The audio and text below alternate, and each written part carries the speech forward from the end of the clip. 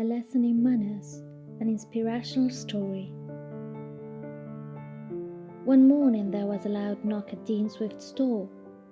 The servant opened it. A man who was outside handed her a fine dog that had lately been killed, and said, "Here's a present for the Dean. It's from Mr. Boyle." Then, without another word, he turned and walked away. A few days afterward the man came again. This time he brought a partridge. "Here's another bird from Mr. Boyle." Now, Mr. Boyle was a sporting neighbour who spent a good deal of time in shooting.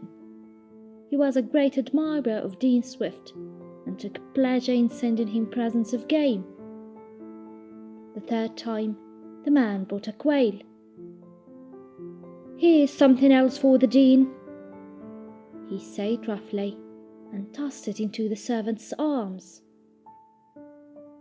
The servant complained to her master. "That fellow has no manners," she said. "The next time he comes," said the Dean, "let me know, and I'll go to the door." It was not long until the man came with another present. The Dean went to the door. "Here's a rabbit from Mr. Boyle," said the man. "See here," said the Dean in a stern voice. "That is not the way to deliver a message here. Just step inside and make believe that you're Dean Swift. I'll go out and make believe that I'm bringing him a present. I'll show you how a messenger ought to behave."